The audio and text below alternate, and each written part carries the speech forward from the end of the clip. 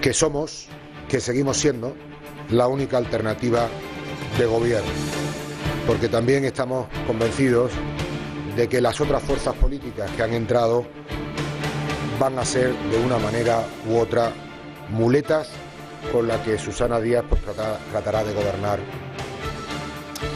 Este es el análisis que hacen desde el PP de los resultados de las elecciones andaluzas. No sabemos de puertas para adentro, pero para afuera la autocrítica brilla por su ausencia. Se han salvado los muebles, el resultado no es extrapolable al resto de España, debemos comunicar mejor o el partido de la calle Génova cambia radicalmente o mucho nos tememos que los 500.000 votos que han perdido en Andalucía pueden ser una anécdota en comparación con lo que pase en el resto de las elecciones de este 2015. Y como dice el refrán, a perro flaco todos son pulgas. El juez Ruz ha cerrado hoy la instrucción de los papeles de Bárcenas acreditando que el PP tenía una caja B. Así que vamos ya a ver las 5 W. Beatriz Rojo, buenas noches. Empezamos con el qué. Muy buenas noches, Gonzalo. El Partido Popular hace escasa autocrítica tras su debacle en las elecciones andaluzas. Los más de 500.000 votos que han perdido respecto a 2012 y los 17 escaños que se han dejado por el camino no han hecho que los populares recapaciten. Floriano saca pecho de seguir siendo la alternativa al PSOE. Sánchez Camacho habla de mejorar la comunicación y Villalobos siembra dudas sobre la financiación de Ciudadanos. Las elecciones fueron ayer, pero el día después es el día de la recapacitación. Y más teniendo en cuenta que en tan solo 62 días se celebrará otra cita electoral, las municipales y autonómicas, en las que el Partido Popular tiene el poder en la mayoría de ciudades y regiones y se juega el mantenerlo o no. Andalucía es la primera de las 5 citas electorales de este año. Es la que peor pronóstico tenía el Partido Popular. En las autonómicas, municipales y generales las encuestas le dan algo más de aire. Pero es que en Cataluña el descalabro popular puede ser incluso peor. ¿A qué espera Rajoy para reaccionar? Los players son 4, vienen con fuerza, son antagónicos en sus formas de ser, de proponer y de dirigir. PP, PSOE y Ciudadanos, 3 partidos socialdemócratas y Podemos, una formación comunista. 2 de ellas defienden modelos arcaicos de hacer política. Ciudadanos no tiene ninguna experiencia, pese a los aires nuevos que representa, y Podemos implicaría volver a la política frentista de comienzos del siglo XX. Llegamos al cómo. La gran victoria de Susana Díaz queda fuera de toda duda. No solo ha mantenido el resultado de 2012, sino que se convierte en primera fuerza política y podría gobernar en solitario. La pregunta que cabe hacerse es cómo es posible que los andaluces hayan dado su apoyo al partido de los SERE, de Mercasevilla, de la corrupción institucionalizada, a la región con más tasa de paro, más alta, con el desempleo juvenil en cotas imperdonables. Pese a todos estos puntos, la mayoría de andaluces ha votado PSOE, es decir, son dueños y responsables de su propio futuro. Tiempo ya del por qué. ¿Por qué el PP no ha hecho autocrítica pese al varapalo de ayer? Editorial con Eduardo García Serrano.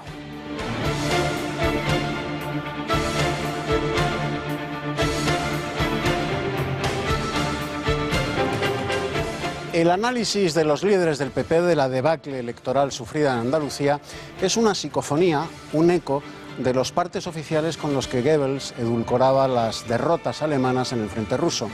El ejército alemán ha efectuado hoy un movimiento elástico hacia la retaguardia. El movimiento elástico ocultaba una derrota sin paliativos en toda la línea de frente. Al PP le ha pasado lo mismo. Perder 17 escaños no es un movimiento elástico hacia posiciones políticas más cómodas para reconquistar lo que nunca tuvieron en Andalucía, el poder, a pesar de haber ganado en 2012. Cercado por una derrota inapelable, el PP no hace ni autocrítica ni examen de conciencia. Si hubieran hecho ambas cosas, Moreno Bonilla ya no sería el presidente de lo que queda del PP en Andalucía. Susana Díaz ha mantenido la posición y Moreno Bonilla lo ha perdido todo menos la sonrisa. A lo mejor no es que sonría, es que le tiran los puntos.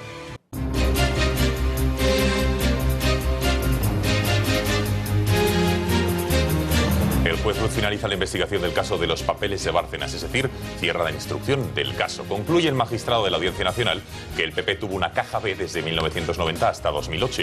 Por ello, pide que se abra juicio oral contra 6 personas, entre ellos los 2 últimos tesorores del partido, Bárcenas y Lapuerta.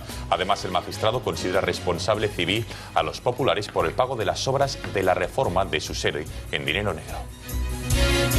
Ciudadanos celebra los resultados electorales en Andalucía anunciando que es el fin del bipartidismo. La formación de Albert Rivera se muestra abierta a un hipotético pacto con el PSOE, pero pone unas duras condiciones. Solo llegará a acuerdos con los socialistas si obligan a dimitir a Chaves y Griñán, ambos imputados. No vamos a estar en el gobierno de Susana Díaz ni en el gobierno de Griñán y Chaves. Digo Griñán y Chávez porque son los expresidentes de la Junta que, como saben, están imputados y aforados ante el Supremo. Alegría en Ciudadanos, depresión profunda en UPyD. Rosa Díez se enfrenta a una rebelión interna de críticos en su partido que piden responsabilidades por su nefasto resultado en las andaluzas. La líder Magenta ha comparecido en rueda de prensa y ha dicho que no tiene intención de irse. Unión, Progreso y Democracia ha tenido en esas elecciones un resultado electoral malo, inapelablemente malo, sin matices y sin adjetivos. Podemos no es populista, sino más bien socialdemócrata. Palabras del expresidente del gobierno, José Luis Rodríguez Zapatero, en un diario italiano donde defiende la formación de Pablo Iglesias y afirma que la democracia les hará cambiar.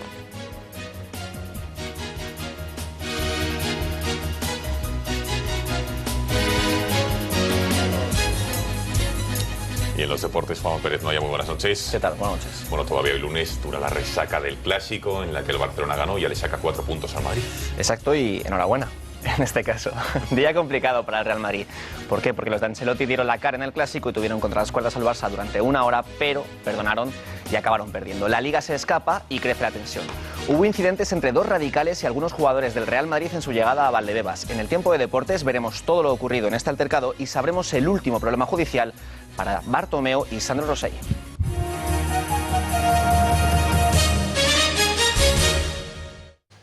El juez Ruz ha cerrado hoy la instrucción de la pieza de los papeles de Bárcenas, acreditando que los populares tuvieron una caja B desde el año 1990 hasta 2008. Es decir, el PP tuvo una contabilidad paralela durante 18 años.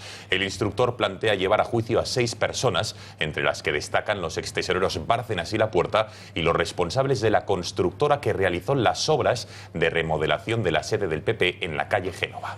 El juez precisa el modus operandi de los populares en su auto de 190 páginas. Lo describe como un sistema de financiación del Partido Popular llevado a cabo a través de aportaciones procedentes de fuentes privadas que de forma sistemática habrían incumplido los límites, requisitos, ahí lo estamos viendo, condiciones establecidas en la ley, es decir, financiación ilegal que no la cita ni recoge como tal, porque el magistrado deja bien claro que la legislación española vigente no contempla este delito. Nos vamos hasta la Audiencia Nacional, ahí está nuestra compañera María Matos. María, un auto demoledor del juez Ruz contra el Partido Popular en el que acredita una contabilidad B. ¿Durante cuántos años? Pues sí, durante 18 años, entre 1990 y 2008, el Partido Popular ha tenido una contabilidad paralela a la oficial y también se da por acreditada la caja B del partido. Así lo ha asegurado esta mañana el juez de la Audiencia Nacional, Pablo Ruz, quien también quiere abrir juicio a 6 personas, entre ellas los 2 extesoreros, Luis Bárcenas y Álvaro Lapuerta, el exgerente del partido, Cristóbal Sáez, y los 2 responsables de Única, Álvaro Urquijo y Belén García, y también a la empleada de la misma, Laura Montero. Se les imputan delitos contra la hacienda pública, a los 2 extesoreros de apropiación indebida y a los demás responsables de Única de delito de falsedad documental. Gracias, María. Recordemos las palabras de Mariano Rajoy, presidente del PP desde 2004, quien en una entrevista reciente negó tener constancia de esta caja B en el Partido Popular ni de haber cobrado nunca de ella. Puedo asegurar que ni yo ni los dirigentes del partido que yo conozco tenían ni la más remota idea sobre la existencia de eso. A lo mejor era la de alguien, desde luego el Partido Popular nunca. Uno de los periodistas que más ha investigado y publicado noticias sobre los llamados papeles de Bárcenas es Eduardo Inda, a quien ya saludamos. Señor Inda, muy buenas noches. ¿Qué tal? Buenas noches. Bueno, señor Inda, ¿qué supone este auto del juez Ruz? ¿Cree que va a afectar a algo al Partido Popular o van a seguir repeliendo, digamos, los reveses judiciales que le llegan como han hecho hasta ahora? Vamos a ver, en primer lugar decir que quien descubrió la financiación irregular y el cobro de sobresueldos en B fuimos Esteban Urreiztieta y un servidor hace 2 años, fue exactamente el 18 de enero del año 2013, entonces nos llamaron de todo y por su orden, pues tanto desde el Partido Popular como desde sus sucursales mediáticas, y con el paso de los años ha quedado demostrado que lo que nosotros contamos era verdad, cosa que nosotros ya sabíamos porque si no, no lo hubiéramos contado. Y esto lo que demuestra pues es un escándalo de proporciones colosales, y lo que demuestra es que el Partido Popular, pues como dijo Rubalcaba, y me sabe mal tener que tomar prestada una palabra de Rubalcaba, un término de Rubalcaba, acudió dopado a todas las elecciones las que ha concurrido en los últimos 20 años. Señor Inda, el juez Ruz deja claro que no se puede hablar de financiación ilegal y que los delitos de falsedad contable y los delitos electorales están prescritos. Entonces, solo se podría juzgar al PP por supuestos delitos contra la hacienda pública al no haber declarado las donaciones, ¿no es así? Vamos a ver, no, lo que es que la financiación ilegal no era delito en aquel entonces. Ese es el problema que había, porque la legislación española la hacían los políticos y los políticos la hacían lo suficientemente ambigua o laxa, con muchísimas lagunas legales como para que ellos no incurrían nunca en un delito y por tanto pues no pudieran ir a la cárcel. Lo que sí dice el juez Ruz es que había una caja B, por tanto que había financiación ilegal y que el Partido Popular pues financiaba con dinero negro que procedía del pago de comisiones, etcétera. Y aquí desde luego va a haber delito fiscal y bueno, yo creo que se podría demostrar con muchísima facilidad que ha habido cohecho, es decir, que se han recibido comisiones ilegales a cambio de la adjudicación de obras y servicios públicos. Por último, señor Inda, ¿a partir de ahora qué? ¿Qué tiempos hay de apertura de juicio oral y qué puede pasar con el PP en este año importante de tantas elecciones?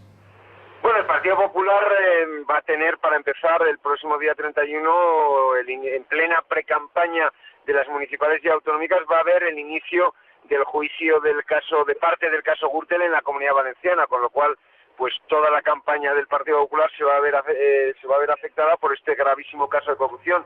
Pero yo no creo que en el caso de la financiación B del Partido Popular, de los sobresueldos, etcétera, etcétera, del pago de las sedes, etcétera, yo no creo que la apertura de juicio oral se produzca en ningún caso antes de ninguno de los comicios que quedan por delante en este año, que va a ser decisivo para la historia de España. Por tanto, en ese sentido, el Partido Popular puede estar tranquilo, pero yo creo que van a seguir saliendo flecos de este asunto y ya digo, y el día 31 empieza el juicio del caso Gürtel en Valencia, que desde luego va a tener un eco mediático notable y en el peor momento posible para el Partido Popular. Queda claro. Señor Inda, muchas gracias por atender la llamada de los informativos Intereconomía y muy buenas noches. Muy buenas noches a todos. Tiempo de análisis con Eduardo García Serrano. Eduardo, en un país normal que no fuera España, ¿qué supondría un auto de esta envergadura? Pues una crisis estatal. Finalizada la instrucción del hasta ahora llamado, con evidente intención exculpatoria por reduccionismo, caso Bárcenas, el juez Ruz ha decretado lo que todos sospechábamos, algunos sabían y todos los implicados negaban, que el PP tuvo efectivamente una caja B, o sea, una contabilidad pirata con la que pagaba en negro con lo que ingresaba dándole una larga cambiada a Hacienda. En cualquier otra democracia de nuestro entorno, como el PP le gusta decir, las conclusiones de la instrucción del juez Ruz, que por cierto está hecho de la misma madera que su colega Mercedes Alaya, hubieran provocado una crisis sistémica. En España no, porque la corrupción forma parte del sistema hasta el punto de que el propio Bárcenas negaba la existencia de la caja B cuando el muy cándido creía que el PP, parte esencial del sistema, le iba a sacar las corruptelas del fuego. Solo empezó a cantar la verdad, que ahora proclama el juez Ruz, cuando el PP le dejó solo, tirado y colgado de las rejas de Soto del Real. Por cierto, sé fuerte, Mariano.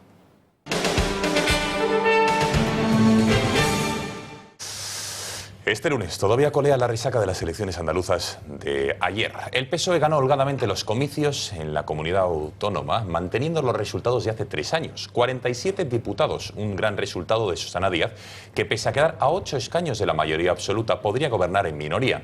Más preocupante es el resultado del PP, que se dejó anoche 17 escaños. Podemos irrumpió con fuerza, logrando 15 diputados. Una sorpresa aún mayor fue la de Ciudadanos, que entró en el Parlamento regional con 9 representantes. Casi el doble de los conseguidos por Izquierda Unida.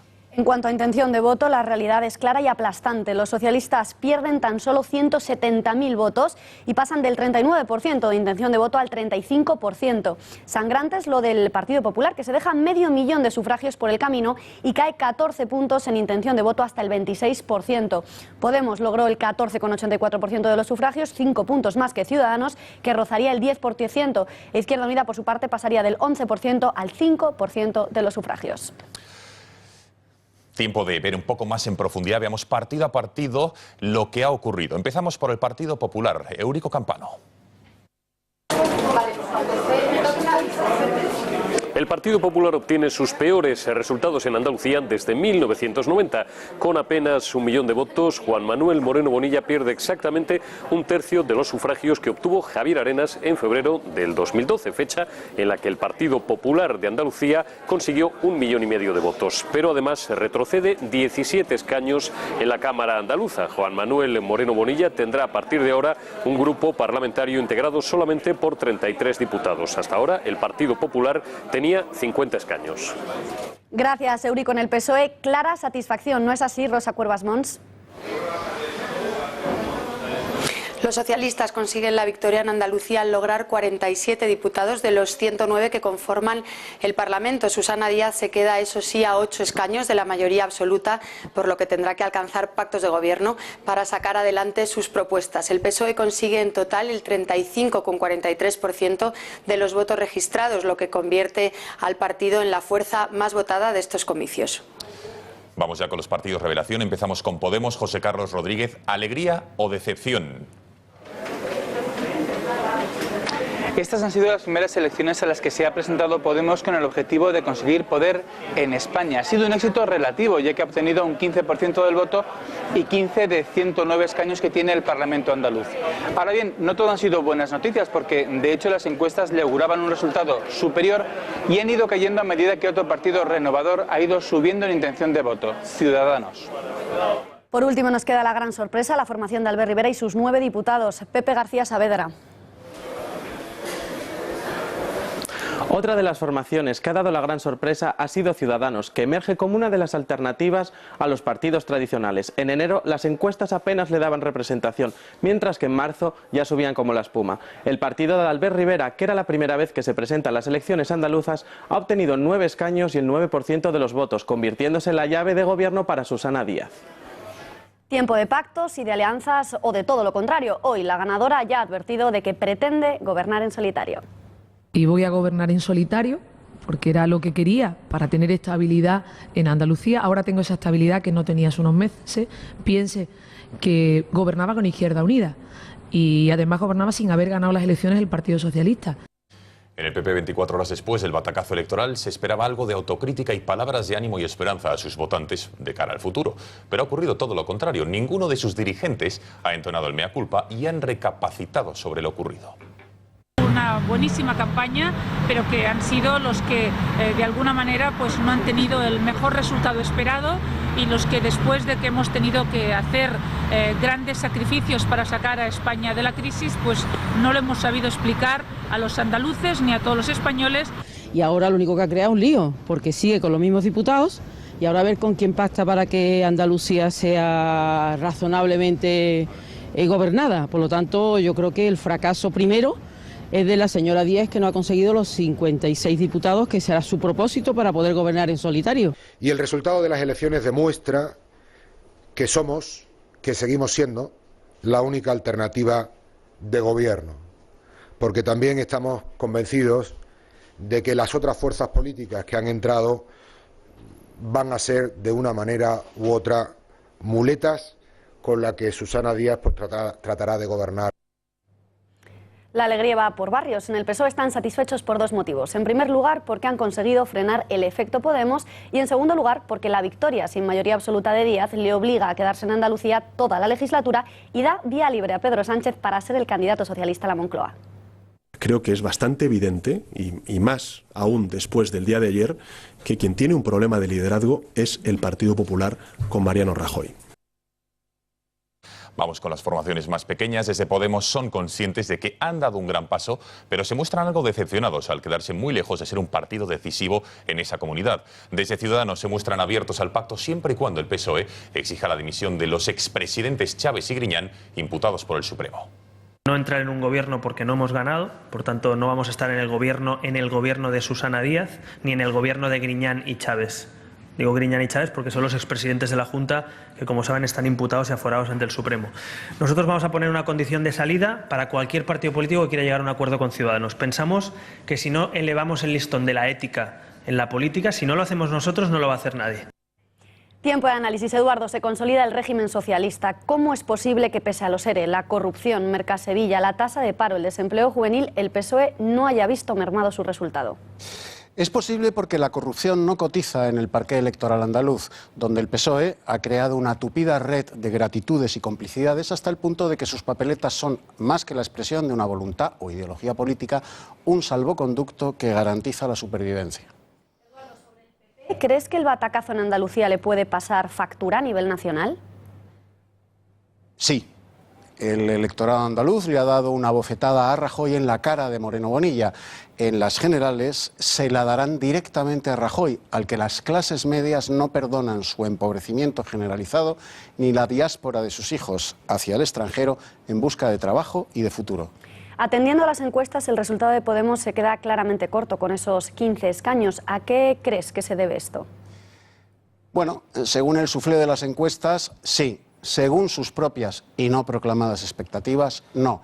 Partiendo de cero, lograr 15 escaños en el primer intento es algo inédito en la democracia española desde 1977, guste o no. Y por último nos queda el gran resultado de Ciudadanos, que roba sus 9 diputados al Partido Popular, arrebatando el descontento de la derecha. ¿Por qué lo recoge Ciudadanos y no, por ejemplo, Vox? Pues porque Ciudadanos y no Vox tiene la legitimidad de ejercicio del españolismo sin complejos ni tibiezas en Cataluña, territorio colonizado por el nacionalismo hegemónico.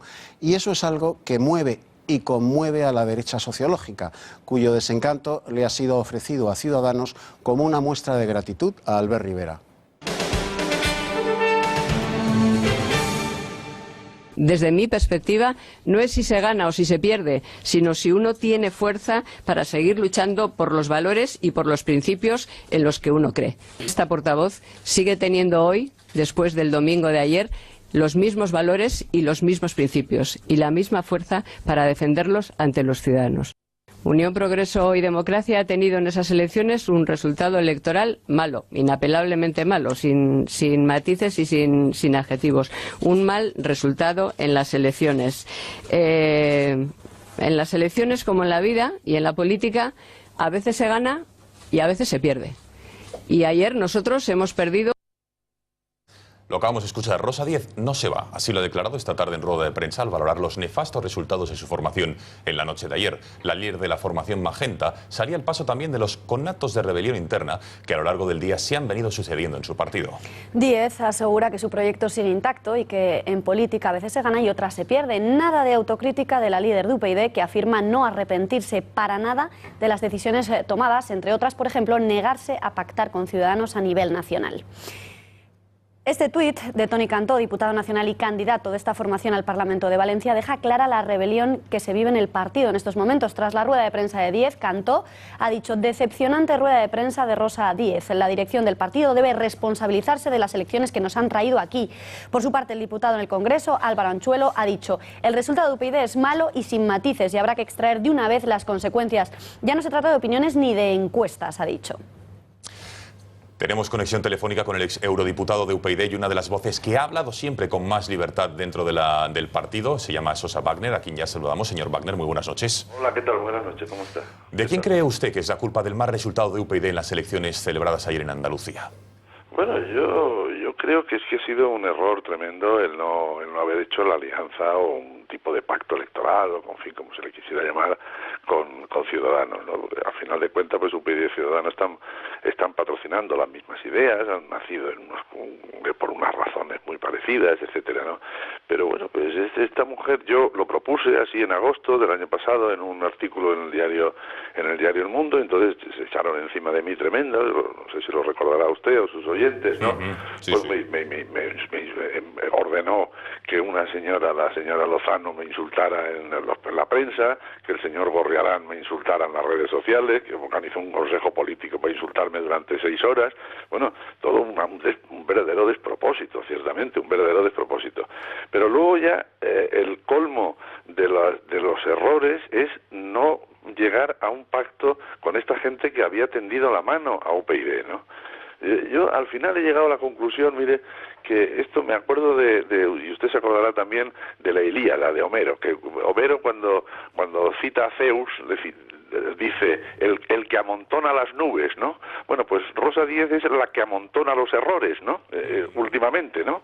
Últimamente. Pues Señor Sosa Wagner, ¿y qué cree que hubiera pasado si su partido hubiera aceptado su propuesta del verano pasado, como recordábamos, de aliarse con Ciudadanos? ¿Hubiera mejorado notablemente el resultado de ambas formaciones, no cree? Mire usted, si hace usted el cálculo con los votos emitidos ayer, no hipotéticos, los votos emitidos ayer, se hubiera pasado de 9 a 13, pero eso sin contar con que una unión, digamos, personificada en los dos secretarios generales, los presidentes Rosa Díez y Albert Rivera, cogiéndose el brazo en tono triunfador en un teatro de Madrid o donde fuera y diciendo aquí estamos nosotros para defender una alternativa constitucional respetuosa con la transición, en fin, etcétera, eso hubiera tenido un efecto multiplicador enorme. O sea que solamente con los datos que tenemos de ahora hubiéramos aumentado 3 o 4 diputados.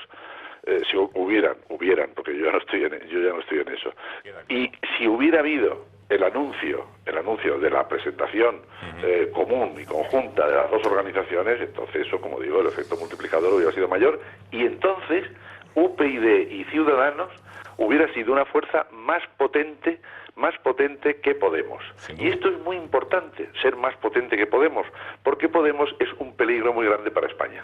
Queda claro, está claro que el futuro a su juicio de UPyD no pasa por Rosa Díez. Señor Sosa Wagner, le agradecemos muchísimo su atención y haber atendido la llamada de este informativo. Muy buenas noches. A usted. Claro. Cambiamos de asunto, habla el señor Sosa Wagner de Podemos. Vamos a hablar de lo que ha dicho de ellos el expresidente del gobierno, José Luis Rodríguez Zapatero, quien cree que Podemos no es populista, sino más bien, dice, socialdemócrata, y dice que la libertad, o la democracia, mejor dicho, les va a hacer cambiar. Declaraciones de Zapatero en una entrevista publicada este lunes por el diario italiano La Estampa. A la pregunta sobre si teme la llegada de Podemos al panorama político español, Zapatero responde no, y agrega que responden a una pregunta instintiva de las personas, dar una alternativa, dice, al sistema. Polémicas palabras de Zapatero, quien vuelve a hacer un flaco favor al actual secretario general del PSOE, Pedro Sánchez, quien está inmerso en una clara batalla diaria para detener el ascenso de Pablo Iglesias. Son jóvenes, viven en el cielo, sin techo ni suelo. Descubrirán que las alternativas al sistema son parciales y cambiarán. La democracia les hará cambiar. Más información sobre Podemos, porque en este informativo no solemos hablar de las relaciones sentimentales de ningún líder político, pero ellos han querido que así sea. Tania Sánchez y Pablo Iglesias han roto. Lo comunicaban de la siguiente manera anoche. En pleno recuento de votos en Andalucía, anunciaban que ponían fin a su relación, eso sí, destacando lo mucho que se admiran el uno al otro. Ojalá no tuviéramos que escribir esto aquí. Ojalá nuestra vida privada pudiera ser solo nuestra, pero para nosotros eso dejó de ser posible. Escribimos esto para evitar rumores y debates malintencionados, y os pedimos respeto. Los asuntos personales no deberían ser objeto de debate público, aunque los protagonicen personas públicas. Ya no somos pareja. Nos queremos mucho, nos admiramos, nos respetamos. Somos compañeros y compartimos las mismas aspiraciones de cambio político, por las que seguiremos trabajando. Simplemente ya no somos pareja. Esta nota contiene las únicas declaraciones públicas que habrá por nuestra parte sobre este asunto. Esta decisión, hecha pública, inusitada en el panorama político, requiere sin lugar a dudas la puntilla de José Antonio Fuster. Adelante, José Antonio. Ayer por la noche ocurrieron de forma simultánea 3 acontecimientos que de alguna manera paralizaron España. El primero, los resultados de las elecciones andaluzas. El segundo, el partido entre el Barça y el Madrid.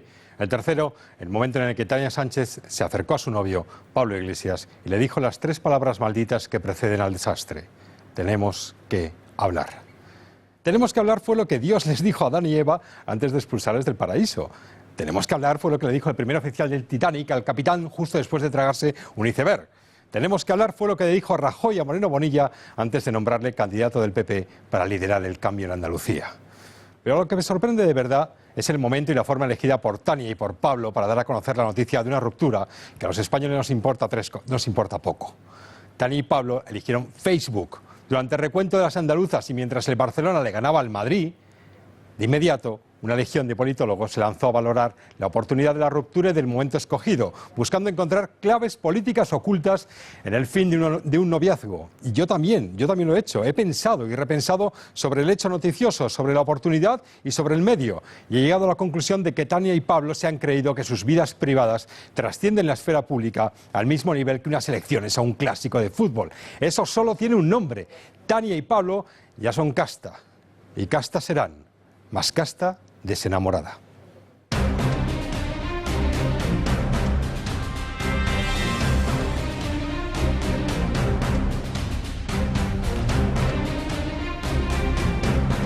Lunes, sección del Mundo en Guerra. Saludamos a Ricardo Ruiz de la Serna. Muy buenas noches. Buenas noches. Gracias por estar un lunes más con nosotros. Bueno, en fin, el Estado Islámico, Al-Qaeda, Boko Haram nos da un poco de tregua, aunque desde luego podríamos seguir hablando de ellos. Hoy nos hemos querido centrar en dos países que muchas veces se confunde cuál es su papel, su influencia, su relación con el terrorismo islamista, como son Irán y Arabia Saudí.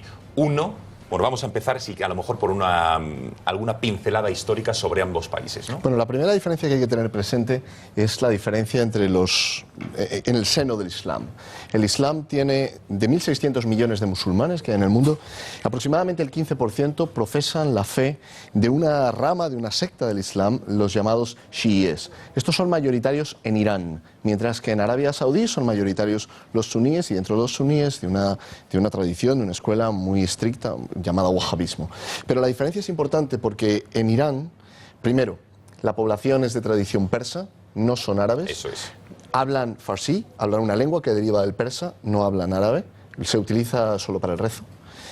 Y hay una tercera cuestión importante. A partir del año 79, allí gobierna un régimen revolucionario que rompió con la tradición del Shah e instauró un régimen que pretende cohonestar el Islam con las conquistas, vamos a poner unas comillas, sociales o con una agenda populista, que se ha dedicado además a exportar tanto al mundo islámico como al llamado tercer mundo. Mientras que en Arabia Saudí es un régimen monárquico, la población es árabe, la lengua oficial es el árabe, tienen el título de guardianes de los santos lugares, la Casa de Saud tiene el título de guardián de los santos lugares porque están en territorio saudí, las ciudades santas de Meca y de Medina, y como decía, son suníes. La Meca está ahí, pero vamos a ver, lo que sale en los medios de comunicación, lo que los ciudadanos ven es que Arabia Saudí tiene relaciones comerciales con Estados Unidos y con muchos otros países, que es uno de los países con más restricciones de cara a la mujer, a la libertad religiosa, pero por otro lado en Irán, que a día de hoy no es tan, digamos, radical como Arabia Saudí, pero por ejemplo está fabricando la bomba atómica, etcétera, etcétera, con lo cual es un poco distorsionada la información que nos llega a ambos países. En el mundo islámico hay ahora mismo una lucha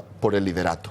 Hay una lucha por ver quién es el país más influyente, cuál es el país que tiene un mayor peso como representante político y, si se quiere, como líder político del mundo islámico. En esta lucha, donde está Turquía, donde está Egipto desde el punto de vista cultural, los dos países que están en clara pugna son Arabia Saudí e Irán. Es cierto que Arabia Saudí tiene una relación privilegiada con los Estados Unidos, fruto de la alianza que nace del intercambio de petróleo a un buen precio por seguridad. Es verdad también que la revolución islámica de Irán ha tratado de dotarse y trata de dotarse de armamento nuclear. Es verdad además que la revolución islámica ha sido uno de los estados que más ha sufrido y más ha promovido conflictos en su propio territorio y en el exterior, por ejemplo el caso de la guerra Irán-Irak en su propio territorio, o el conflicto en el sur del Líbano, donde Irán ha sido un agente fundamental en la organización y la promoción del grupo terrorista Hezbollah. Pero entonces ya por último, y brevemente, don Ricardo, ¿qué país es más peligroso para Occidente? ¿Cuál de los dos? Si podíamos hacer esa comparación. Te diría que los dos son peligrosos, aunque por cuestiones diferentes. En el caso de Irán, la amenaza nuclear es evidente. La decisión que tienen de dotarse de armamento atómico desestabilizaría el Oriente Medio, iniciaría una carrera armamentística de resultados verdaderamente inimaginables. Lo que pasa es que en el caso de Arabia Saudí está inmersa en una situación muy problemática. Por una parte, apoya a los regímenes suníes, por ejemplo con los petrodólares, pero a la vez necesita acometer grandes reformas internas. Te podría decir que quizá Irán es más peligroso para la estabilidad de la región. Sin embargo, si Arabia Saudí no inicia reformas y no cambia, vamos a encontrarnos con un Islam suní mucho más difícil de controlar todavía, si cabe. Y luego está el problema de quién está financiando al Estado Islámico, que nos daría para otro programa. Pues mire, interesante reflexión y debate que podemos hacer el lunes que viene, si le parece. Podemos. Don Ricardo, Habría que muchísimas decir gracias. inshallah, si Dios quiere. Buenas noches. Gracias y bonito reloj, por cierto. Vamos ya con los deportes. Gracias.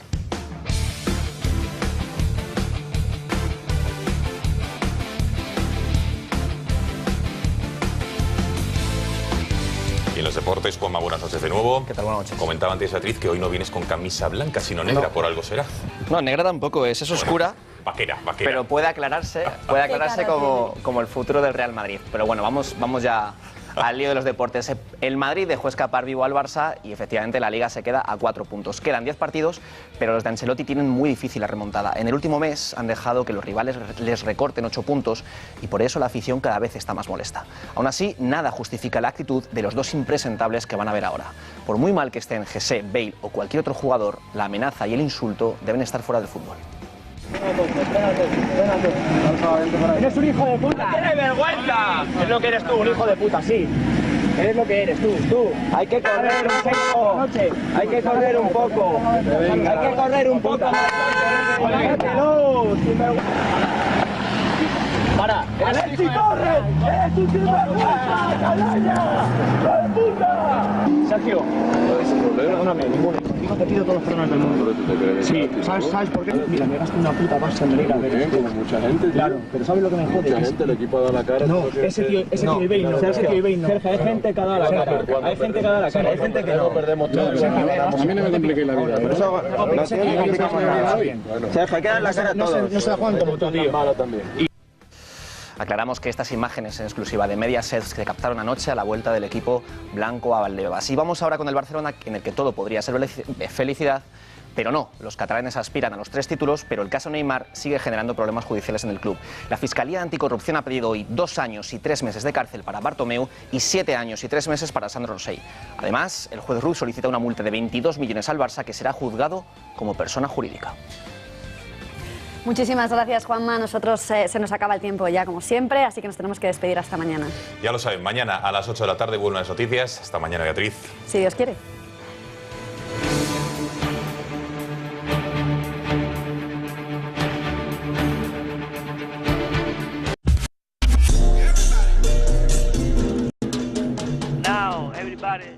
Proteger es cuidar siempre de los tuyos, es pensar primero en ellos y después también. Es la suma de todo aquello que hacemos para sentirnos seguros las 24 horas del día. Porque lo más valioso para ti es la familia. Con tus seguros en La Caixa y la alarma de Securitas Direct estarás totalmente protegido.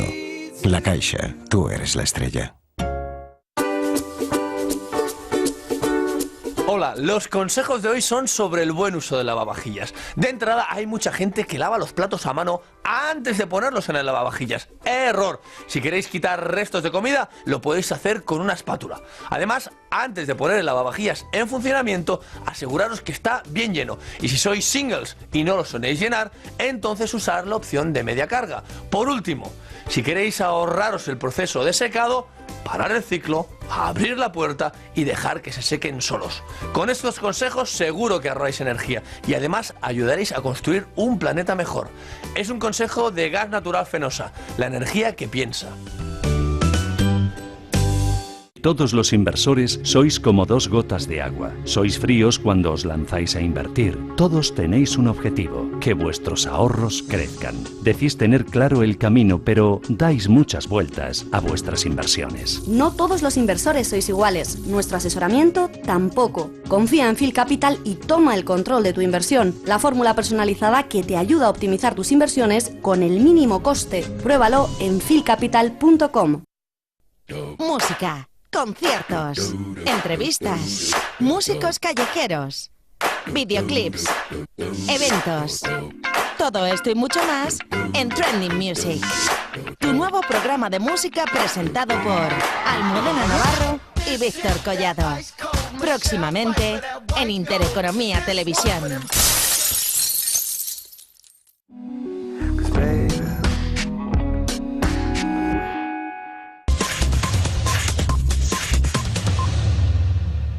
Hablando de cómo Susana Díaz ha conseguido más que salvar los muebles, y de cómo, utilizando una frase que no es nuestra, como se sabe, lo del PP ha sido una catástrofe sin paliativos. Sí, pero lo de Susana también matizarlo, ¿eh?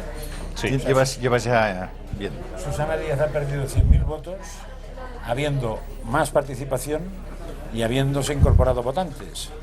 Sí. Ha sacado el segundo peor resultado después del 94. Pero ha mantenido 47 escaños. Evidentemente, lo que pasa es que al lado del PP, Susana Díaz, pues es espectacular su resultado, pero porque lo del PP es horrible y desastrosísimo. Si no, no estarían tan contentas Susana Díaz. La procesión va por dentro, ¿eh? Estábamos coleccionando reacciones divertidas. Lo del PP, don Eurico, puede resumirse en un poema que empezaba: cualquier tiempo pasado fue mejor. De don Jorge Manrique, ¿no? Debía ser. Sí, sí. Puede ser. Se llama Coplas a la muerte de su padre. Sí, de él, del padre de don Jorge. Es preciosa, por cierto, sí, la poesía. Nuestras vidas son los ríos que van a dar en la mar, que es el morir.